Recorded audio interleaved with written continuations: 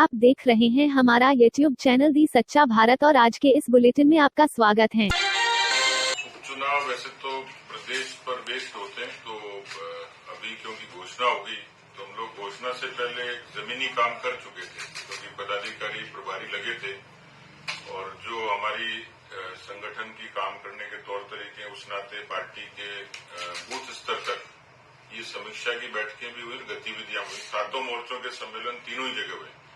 मैं चारों कॉन्स्टिट्यूंसी में जाके आया हूं जहां चुनाव होने हैं। तो एक प्रारंभिक तैयारी हम लोगों ने कर ली। अब रही बात उम्मीदवार की, तो उसके बारे में कोर कमेटी ने मुझे अधिकार दिया था और मैंने जिन लोगों को, जो हमारे प्रभारी गए थे, जिन्होंने रायशुमारी करी थी, उनकी रिपोर्ट भी आ गई। कुछ सर्वे रिपोर्ट्स हैं, तो उसका संकलन हम लोग कर रहे हैं और जल्दी उन नामों की घोषणा हम लोग करते हैं। देखिए, दोनों बातें हैं कि इन्हीं तीनों क्षेत्रों में किसान भी रहते हैं जिनसे कर्जा माफी का वायदा हुआ था। इसी क्षेत्र में संविदा कर्मी भी रहते हैं जिनको नियमित करने का वायदा किया था। ये वही क्षेत्र है जहाँ कानून व्यवस्था बड़ी चुनौती है, लेकिन इसके साथ साथ वहाँ के लोकल इश्यूज भी हैं, जो शिक्षा, स्वास्थ्य, पेयजल, सड़क, इन बातों से जुड़े हुए हैं। एक विचित्र सी बात थी कि 2.25 साल तक सरकार ने इन क्षेत्रों के लिए कोई घोषणा नहीं की और जब वहाँ के नेता दिवंगत हो गए तब सरकार को सुध हुई। तो मुझे लगता है कि सरकार इस मामले में कोशिश कर रही है कि वहाँ प्रशासनिक रुतबे से, सरकारी मशीनरी के दुरुपयोग से, अधिकारी और कर्मचारियों को डरा के, धमका के, पूंजी के प्रभाव से कोशिश करेगी। लेकिन जो मिजाज लोगों का दिखता है कि इन सारे क्षेत्रों में ही पंचायती राज में सरकार के विपरीत वहां मतदान हुआ था और भारतीय जनता पार्टी को वहां अच्छी सफलता मिली थी। इसलिए मुझे लगता है कि सरकार कोशिश बेशक करेगी, लेकिन मुद्दे प्रदेश के और स्थानीय मुद्दे दोनों ही उसमें प्राथमिकता से रहेंगे। पाली जिले में कोरोना संक्रमण के नए स्ट्रेन की सूचना आने के बाद अब जिला प्रशासन पूरी तरह से सतर्क हो चुका है।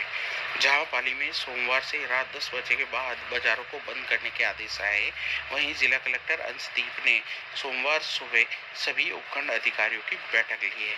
इस बैठक में उन्होंने जिले में आने वाले प्रवासियों एवं संक्रमित मरीजों पर सबसे ज्यादा निगरानी रखने के लिए कहा है। इस बार सबसे बड़ी जिम्मेदारी जिला कलेक्टर अंशदीप ने बीट कांस्टेबल को दी है। उन्होंने कहा है, बीट कांस्टेबल द्वारा संक्रमित और प्रवासी मरीजों की हर 3 घंटे बाद रिपोर्ट जिला मुख्यालय पर दी जाएगी, जिससे कि उन मरीजों पर भी निगरानी रहेगी और जिले में आने वाले प्रवासियों पर भी निगरानी रहेगी। उन्होंने कहा है कि पाली जिले को संक्रमण मुक्त रखने के लिए प्रशासन की ओर से हर संभव प्रयास किए जाएंगे। इसके लिए अब प्रशासन सख्त रवैये में है और लापरवाह लोगों को इस संबंध में किसी भी प्रकार से नहीं बख्शा जाएगा। उनके खिलाफ कड़े से कड़ा जुर्माना किया जाएगा। पाली जिला कारागृह में बंद एक विचाराधीन कैदी के पास से मोबाइल सिम और नशे की चीजें मिली है। इन चीजों के मिलने के बाद में जेल प्रशासन में हड़कंप मच गया है।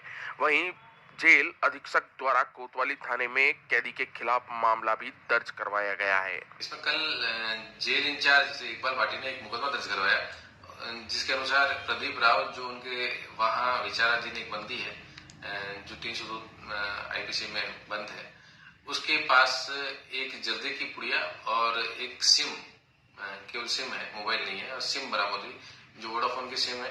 प्रतिबंधित होने का उन्होंने कोतवाली में रिपोर्ट प्रेषित की और सिम और जर्दे की पुड़िया भेजी, जिस पर मुकदमा दर्ज कर लिया गया है। मुकदमा दर्ज करके अनुसंधान जारी है।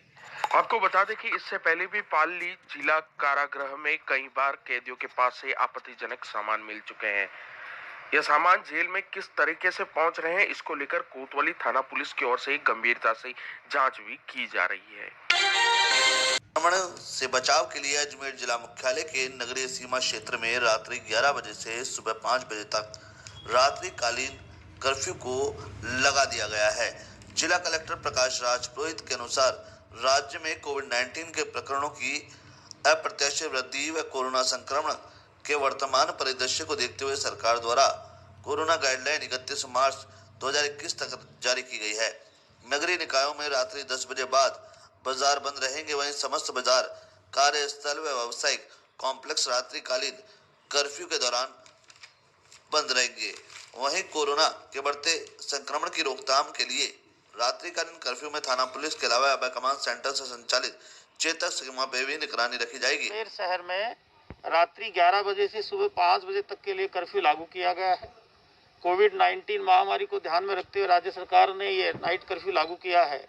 इसको 100% लागू कराने के लिए हमारी पुलिस पूरी तरह से मुस्तैद है। कलेक्टर साहब ने, मैंने भी अभी राउंड लिया है, वो राउंड लेंगे और लोगों को ब्रीफ भी किया है।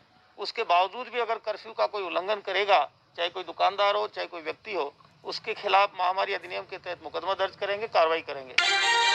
चित्तौड़गढ़ की चंद्रिया थाना पुलिस के एएसआई श्यामलाल सुखवाल के खिलाफ एक महिला द्वारा ज्यादती का आरोप लगाए जाने के साथ ही पुलिस अधीक्षक दीपक भार्गव ने एक बड़ा कदम उठाया और ही एक आदेश जारी कर एएसआई को लाइन हाजिर कर दिया। होने तक एएसआई को श्री श्यामलाल को पुलिस लाइन भेजा गया है ताकि जांच बाधित नहीं हो और जांच प्रभावित नहीं करे। आपको बता दें कि इस मामले में क्रॉस केस दर्ज कराए गए हैं और दोनों ही प्रकरणों की जांच की जा रही है।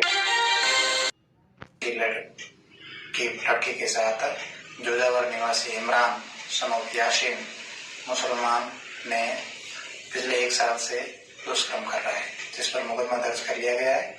पीड़िता का मेडिकल मुआयना करवा दिया गया है और जो आरोपी है इमरान, उसको राउंड अप कर लिया गया है। अग्रिम अनुसंधान किया जा रहा है। तेज आंधी और तूफान ने जैसलमेर में जमकर कहर बरपाया और इससे किसानों के साथ साथ डिस्कॉम को भी करोड़ों का नुकसान झेलना पड़ रहा है। तेज आंधी से जहां ग्रामीण और शहरी क्षेत्र के कई जगहों पर विद्युत पोल गिरने से विद्युत सप्लाई बाधित हुई है, इसके साथ ही कई शहरी व ग्रामीण इलाकों में अभी तक बत्ती गुल है, जिससे आमजन को खासी परेशानी उठानी पड़ रही है।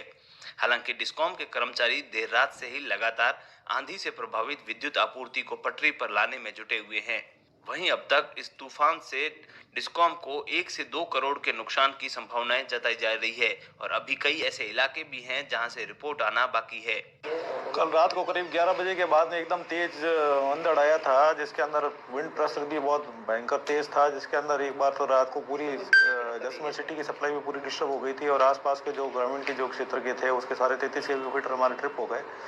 उसके बाद में धीरे धीरे करके 3 बजे रात को हमने करीब 50% सिटी को हमने रिस्टोर कर दिया और बाकी वाले में भी काम चल रहा है। 1-2 फीट अभी हमारी सिटी के बंद है, वो भी काम चल रहा है। अभी डैमेजेस की जहाँ तक बात करें तो करीब अभी तक जो रिपोर्टेड है हमारे पास में, उसमें एक तो भोपा जो जीएसएस था हमारे 33/11 का, उसका यार्ड पार्शियल डैमेज हो गया विंड प्रेशर के कारण। दूसरा हमारा 33 kV के लाइन के करीब 8 पोल डैमेज हो गए और 3 लाइन डीपी उसकी डैमेज हो गई, जिसके कारण से हमारे 5 फीट अभी 33 kV के बंद पड़े हैं। इसके अलावा 11 kV के भी है, उसमें हमारे अलग अलग जो फीटर है ग्रामीण क्षेत्र के अंदर करीब 134 पोल हमारे डैमेज हुए हैं और एलटी के अंदर हमारे 41 एलटी के पोल है वो डैमेज हुए हैं। प्रतापगढ़ एसीबी में परिवादी विष्णु सुतार ने शिकायत दर्ज कराई थी, जिस पर सोलर प्लांट पास करवाने और सोलर पावर बढ़ाने हेतु कार्यालय सहायक अभियंता एवीएनएल मादरी प्रतापगढ़ जिला उदयपुर के सहायक अभियंता मुकेश गुप्ता द्वारा फाइल पास कराने और पावर बढ़ाने की एवज में 15,000 रुपए की रिश्वत की मांग करने पर परिवादी द्वारा अतिरिक्त पुलिस अधीक्षक भ्रष्टाचार निरोधक ब्यूरो प्रतापगढ़ को रिपोर्ट पेश की थी, जिस पर प्रतापगढ़ एसीबी द्वारा गुप्ता द्वारा मांगी गई रिश्वत का सत्यापन भी करवाया गया था। सत्यापन के दौरान सहायक अभियंता मुकेश गुप्ता द्वारा 10,000 रुपए की रिश्वत की मांग की थी, जिस पर आज सहायक अभियंता मुकेश गुप्ता को 10,000 रुपए की रिश्वत लेते हुए प्रतापगढ़ एसीबी की टीम द्वारा रंगे हाथों गिरफ्तार किया गया है। कार्रवाई के दौरान मुकेश गुप्ता द्वारा रिश्वत राशि अपने हाथों से लेकर कार के डैशबोर्ड पर रखी, जिसे एसीबी की टीम ने मौके से बरामद किया है। परिवादी विष्णु सुतार मेरे समक्ष एक लिखित रिपोर्ट पेश की कि मेरे से इन साहब जो है मुकेश गुप्ता जी, ये अजमेर विद्युत वितरण निगम के, जिनके पास मैंने फाइल लगा रखी है सोलर प्लांट में 20 किलोवाट पावर बढ़ाने के लिए, तो उसकी एवज में मेरे से 15,000 रुपये रिश्वत की मांग रहे हैं और मैं नहीं देना चाहता हूँ और अय्यन साहब को पकड़वाना चाहता हूँ। इस पर हमने उसके मांग का सत्यापन कराया और उसके बाद अय्यन साहब को हमने 10,000 रुपये की रिश्वत की राशि के साथ गिरफ्तार किया है और इसका इन्वेस्टिगेशन चल रहा है और कल इसको हम न्यायालय में पेश करेंगे। अभी मिड्डा डबल मर्डर केस के सिलसिले में की जा रही है। इसके तहत हमारी राज्य सरकार से मांग है कि निष्पक्ष जांच और सीबीआई सीडी जांच कराई जाए, क्योंकि लोकल पुलिस जो गंगानगर की पुलिस है वो पूर्ण रूप से अपराधियों को संरक्षण दे रही है। न ही मुख्य आरोपी अभी तक गिरफ्तार हुए हैं, न ही किसी प्रकार की कोई कानूनी कार्रवाई की जा रही है, जबकि खुलेआम अपराधी पक्ष द्वारा जो मुख्य गवाह हैं उनके घर जाके उन्हें धमकाया जा रहा है, उनके घर जाके उन्हें बंदूकें दिखाई जा रही हैं, गोली मारने की धमकी दी जा रही है। तो इसीलिए राज्य सरकार से डिमांड है कि सीबीआई जांच कराई जाए और निष्पक्ष जांच हो और परिवार को न्याय मिले। जैसा कि प्रदेश सरकार कहती है बेटी बचाओ बेटी पढ़ाओ, तो वो सार्थक हो, प्रदेश की दीवारों पे ही खाली न लिखा रहे, बल्कि वास्तव में धरातल पे चरितार्थ हो। इसलिए कर रहे हैं क्योंकि पुलिस इस घटना को दुर्घटना के रूप में प्रस्तुत कर रही है, और ये घटना है और जो कि एक संगीन घटना है। रेयर टू रेयर केस में ये केस आता है कि आप अपनी नई नवेली बहू जो 1 साल अभी शादी करके घर में आई है, किसी बाप की पीड़ा को समझने की जरूरत है यहाँ पे कि जिसने अभी 1 साल पहले ही अपनी बेटी को घर से ब्याया और 1 साल के भीतर ही वो अब उसकी चिता को भी आग लगा रहा है। अपने एक जो बच्चे का जन्म नहीं हुआ उस बच्चे के साथ उसने ये क्रिया करी है।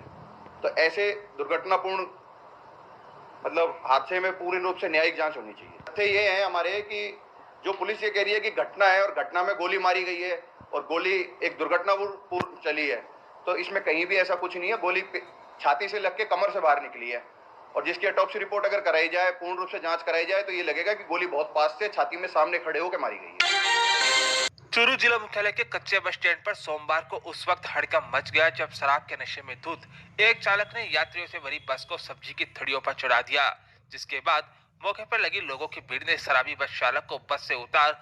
चालक इस कदर नशे में धुत था कि वह अपने पैरों पर खड़ा भी नहीं हो पा रहा था, जिसके बाद सूचना में मौके पर पहुंची कोतवाली थाना पुलिस ने मामले की जानकारी ली तो लोगों ने शराबी चालक को पुलिस के हवाले कर दिया और पुलिस ने आरोपी को गिरफ्तार कर उसका राजकीय भर्तिया अस्पताल में मेडिकल करवाया।